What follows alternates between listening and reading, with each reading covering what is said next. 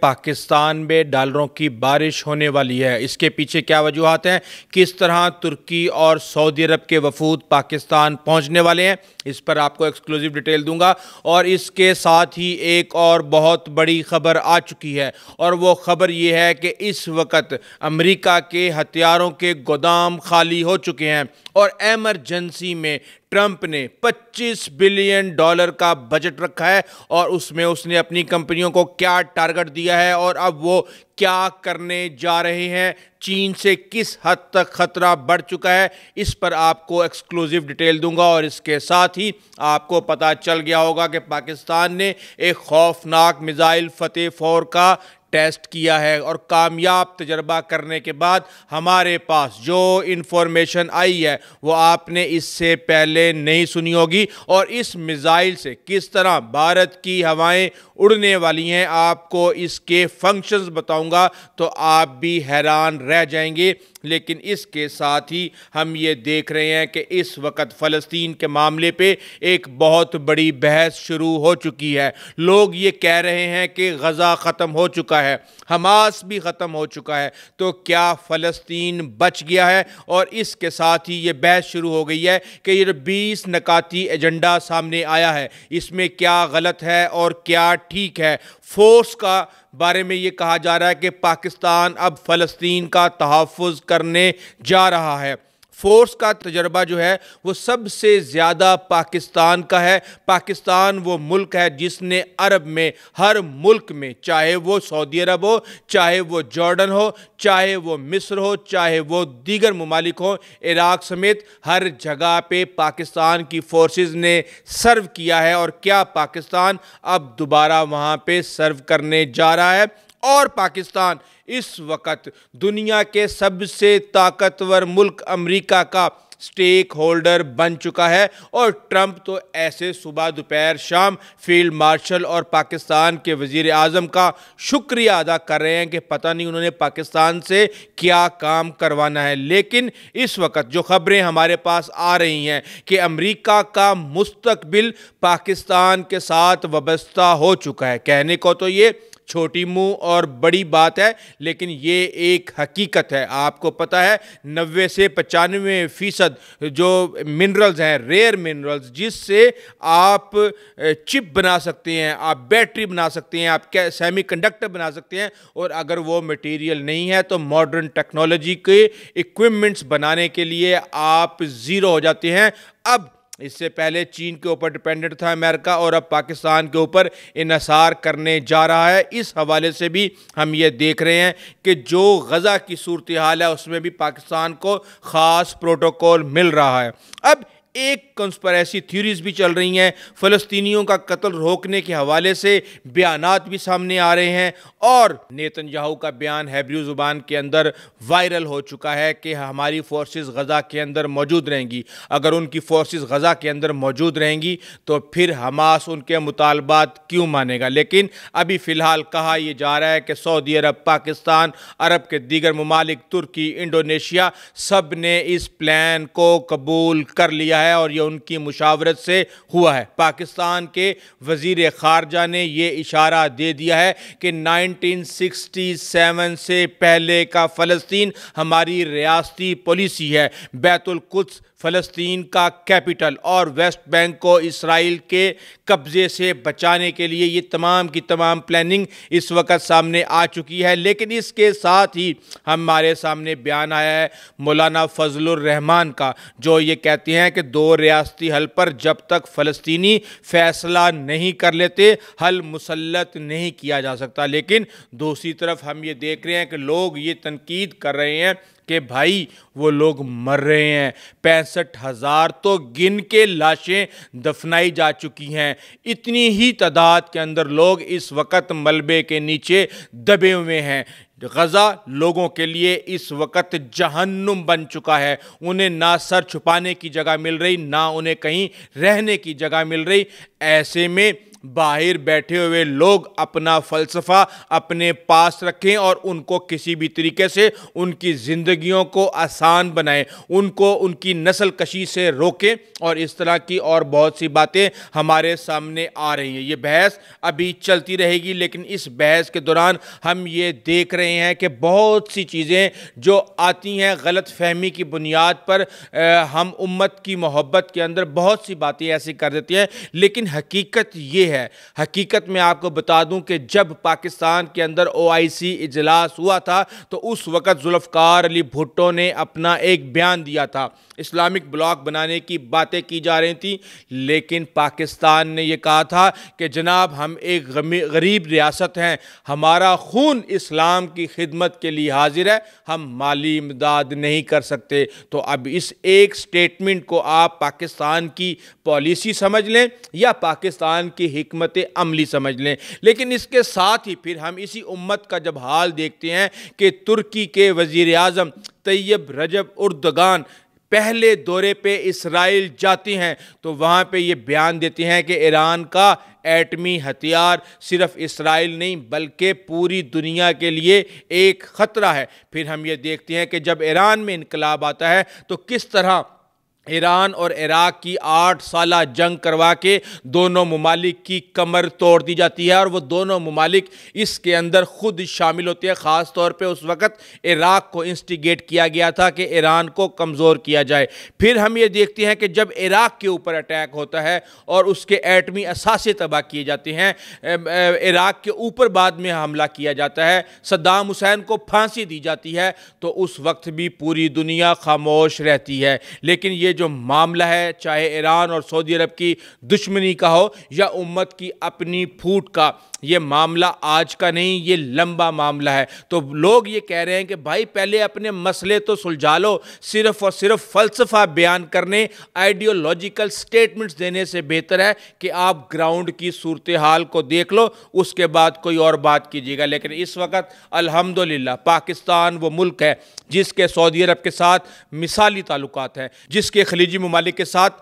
مثالی تعلقات ہیں، جس کے ترکی کے ساتھ مثالی تعلقات ہیں، جس کے ایران کے ساتھ مثالی تعلقات ہیں، جس کے روس، چین، سینٹرل ایشیا سمیت دنیا کے بیشتر ممالک کے ساتھ بہت ہی اچھے تعلقات ہیں۔ یہی وجہ ہے کہ پاکستان کو ایک مشرق اور مغرب کے درمیان برج کے طور پہ دیکھا جا رہا ہے، اور پاکستان ایک بڑا سٹیک ہولڈر بن چکا ہے۔ لیکن دوسری طرف ہم یہ دیکھ رہے ہیں کہ ایک بڑی جنگ کی تیاری، اور وہ جنگ جس دن بھی شروع ہوگی اس دن ہم یہ کہہ سکتے ہوں گے کہ تیسری عالمی جنگ دنیا میں شروع ہو چکی ہے۔ ابھی آپ کو حال ہی میں پتہ ہوگا کہ کس طرح ٹرمپ نے اپنے ڈپارٹمنٹ آف ڈیفنس کا نام چینج کر کے ڈپارٹمنٹ آف وار رکھا ہے۔ اس کے پیچھے ایک بہت بڑی سائنس ہے، لیکن اس کے ساتھ ہی ہم یہ دیکھ رہے ہیں کہ پینٹاگون نے کمپنیوں کو یہ حکم کر دیا ہے، وہ تمام کمپنیاں جو میزائل بناتی ہیں، کہ اپنی پیداوار کو فوری طور پہ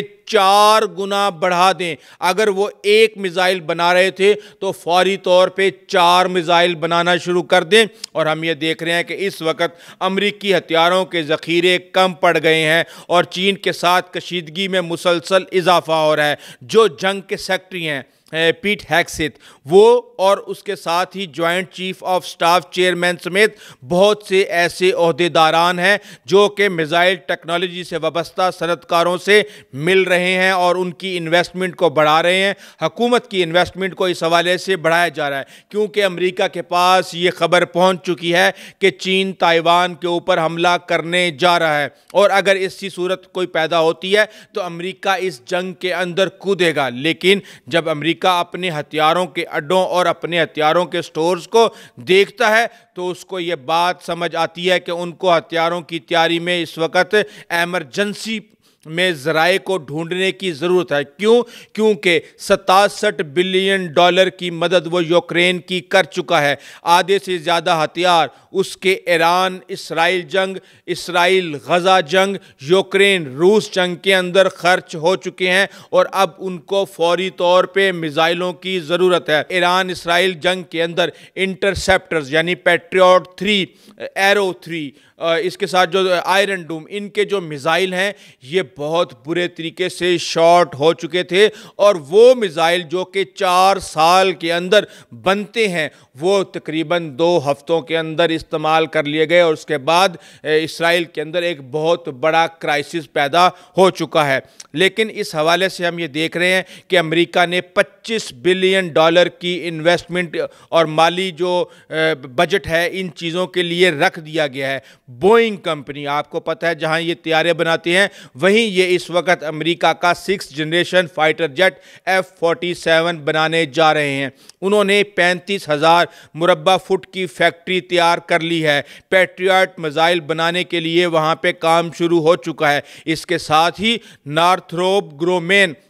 یہ وہ کمپنی ہے جو کہ راکٹ موٹرز کی پیداوار بڑھانے کے لیے $1 بلین کی انویسٹمنٹ اس وقت کر چکی ہے۔ اس کے ساتھ ہی ہم یہ دیکھتے ہیں کہ RTX نے 2.5%، لاکہیڈ مارٹن نے 2.3%، بوئنگ نے 1.6%،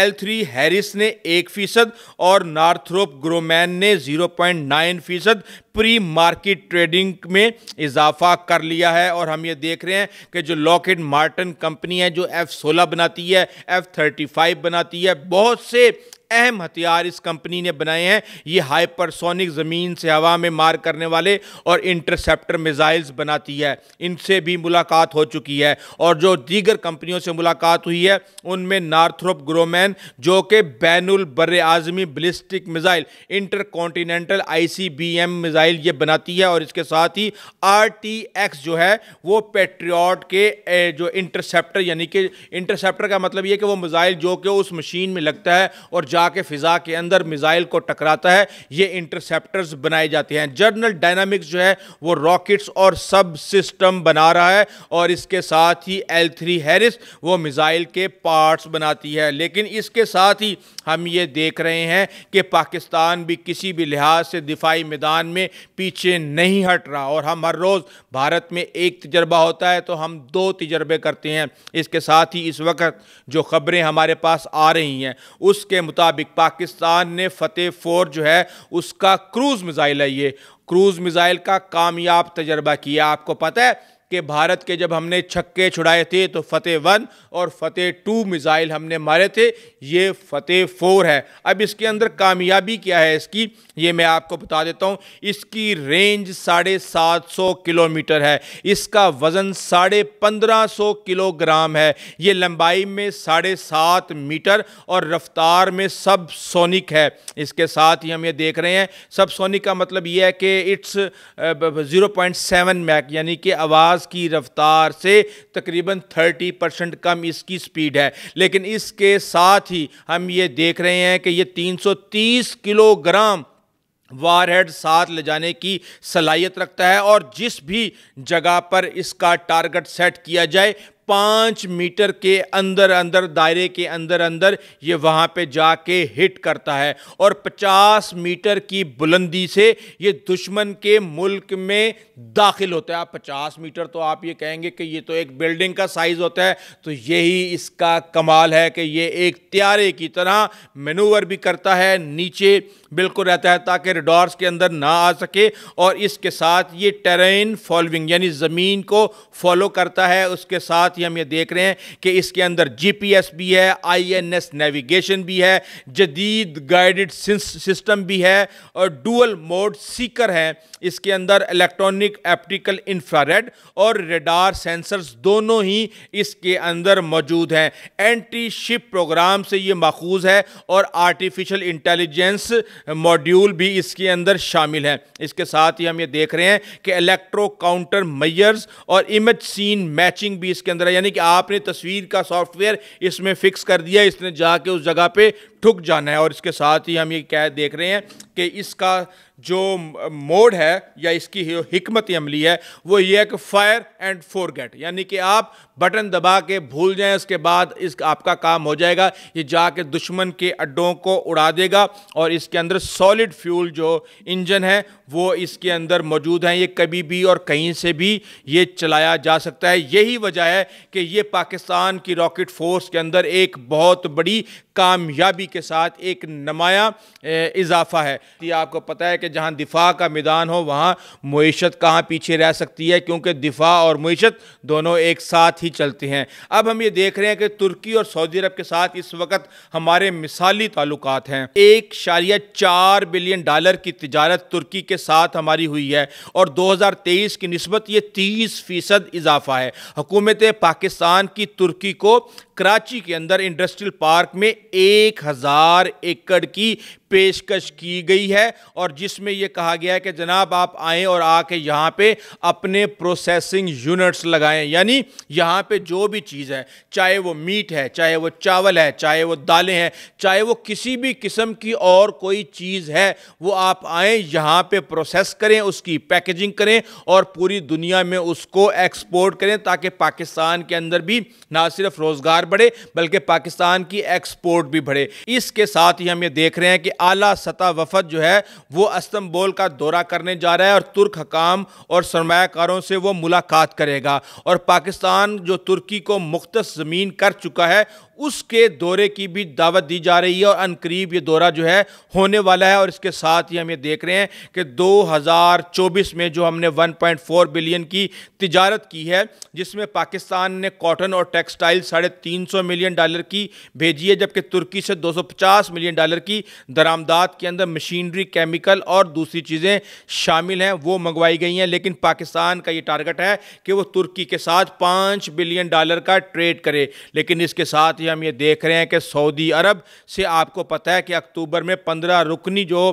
تجارتی وفد ہے وہ آ رہا ہے، اور اس کے استقبال کی تیاریاں کی جا رہی ہیں۔ شہباز شریف اور کابینہ اراکین کے ساتھ ان کی ملاقات ہوگی۔ یہ مائننگ کے اندر، انرجی کے اندر، آئی ٹی کے اندر، زراعت کے اندر، مالیاتی خدمات کے اندر اور تعمیرات کے اندر، یعنی کنسٹرکشن میں یہ انویسٹمنٹ کرنے جا رہے ہیں۔ اور یہ وفد نہ صرف وزیر اعظم سے ملے گا بلکہ لاہور اور کراچی کے چیمبر آف کامرس سے بھی ملے گا۔ آپ کو پتہ ہے کہ 2024 میں 135 رکنی وفد آیا تھا، جس کی سربراہی سعودی عرب کے وزیر تجارت یا شاید وزیر کامرس نے کی تھی، اور اس کے بعد سے یہ چیزیں ساری کی ساری پائپ لائن کے اندر چل رہی ہیں، اور پاکستان جو ہے وہ سعودی عرب کے ساتھ اپنی تجارت کو بڑھانے جا رہا ہے، وہاں مارکیٹ کو ایکسپلور کرنے جا رہا ہے۔ کیونکہ اس وقت اگر ہم یہ دیکھیں تو سعودی عرب سے ہم 4.8 بلین ڈالر کا تیل تو منگواتے ہیں، لیکن وہاں ہم صرف اور صرف 800 ملین ڈالر کی چیزیں بھیج پاتے ہیں، جن میں چاول اور اس طرح کی چھوٹی موٹی چیزیں ہیں۔ تو ہمیں اب ان تمام چیزوں کو نہ صرف یہاں پہ پروسیس کرنا ہے بلکہ اس کو ایکسپورٹ بھی کرنا ہے، کیونکہ جس دنیا کی انڈسٹری کام نہیں کرتی وہ تجارت تو کیا، وہ دفاع سمیت دنیا کی ہر چیز میں بہت پیچھے رہ جاتا ہے۔ تو جہاں ہمیں اپنے دفاع پہ فوکس کرنا ہے، وہیں ہمیں اپنی سفارتکاری کے ساتھ ساتھ اپنی تجارت کے اوپر بھی بہت زیادہ فوکس کرنے کی ضرورت ہے۔ اس حوالے سے آپ کو اپڈیٹ کرتا رہوں گا، لیکن ابھی تک کے لیے اتنا ہی۔ آئندہ تک اجازت دیجیے۔ اللہ حافظ۔